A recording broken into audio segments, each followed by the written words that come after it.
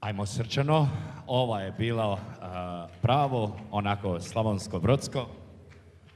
Svaka im čast, a mi sada, nakon što smo uživali u ovim slavonskim napjevima, idemo malo u Hercegovinu opet, ali do stolnog grada Mostara. Odavde do Rima nema ljudi ko ljudi iz Cima, a nema ni dobra vina kao što je vino iz Cima.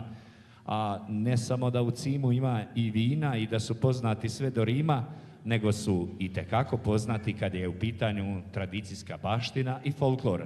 Pa nam treba čak 2-3 minute da ih upoznamo. Krenimo. Godine 1872. u Njedrima i samostanu Franjevaca u Mostaru niklo je i stasalo društvo Sveti Ante u Mostaru. Brižno je njegovano i raslo u različitim okolnostima i vremenskim razdobljima. Plodove donosilo sve do potkraj Drugog svjetskog rata, kada je njegov rast zaustavljen.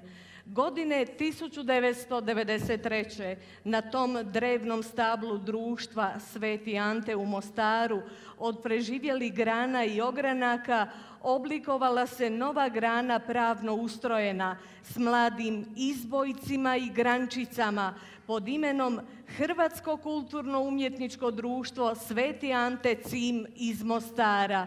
Pod tim imenom društvo je oblikovalo brojne sekcije i skupine djece, mladih i odraslih.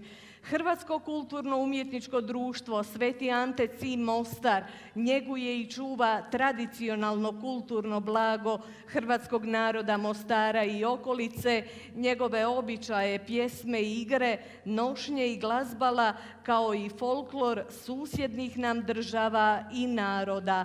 Skoro na svim smotrama folklora Bosne i Hercegovine kao i Hrvatske, te diljem inozemnih prostora gdje su sve nastupali, društvo je bilo zamijećeno jer sobom donosi ljepotu, vedrinu i uzbudljivu raznolikost narodnog stvaralaštva. Redovito nastupaju na smotrama folklora, proslavama, blagdanima i svetkovinama, te u posebnim prigodama. Imamo svoja 2 prepoznatljiva koncerta, oni kažu, prvi je 12. lipnja u povodu dana proslave Svetog Ante u Cimu, a drugi je u prosincu pod nazivom Gradu s ljubavlju, kojeg upriličujemo u Hrvatskome domu Hercega Stjepana Kosače u Mostaru za cjelokupno pučanstvo grada Mostara. Rad Hrvatskog kulturno-umjetničkog društva Sveti Ante Cim Mostar obuhvaća sve uzraste, počevši od najmlađih školaraca i školarki, potom mladih srednjoškolskog uzrasta, studentskog uzrasta, kao i onih starijih koji vjerno čuvaju izvorni narodni folklor našeg kraja i naroda. Aktualni koreograf i umjetnički voditelj društva je Marinko Jurić. I za kraj ovog našeg večerašnjeg druženja, koje će se nastaviti dakako i sutra, čućemo i vidjeti završno kolo opere Eros onog svijeta. Molimo i ženski vokalni sastav Ivančice iz Kupresa da se pridruže. Pozdravimo velikim pljeskom Kulturno-umjetničko društvo Sveti Ante Cim Mostar. Đula pred kućom sjedila, Đula pred kućom sjedila, dragoga svoga čekala, dragoga svoga čekala.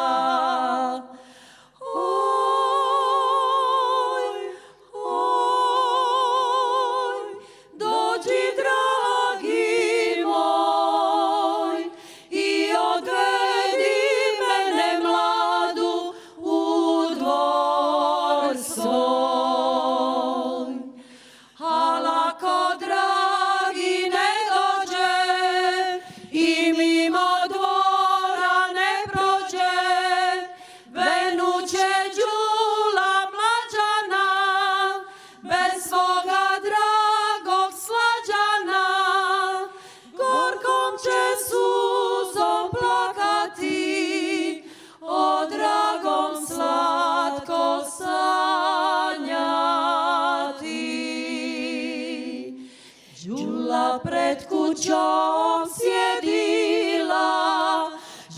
Đula pred kućom sjedila, drago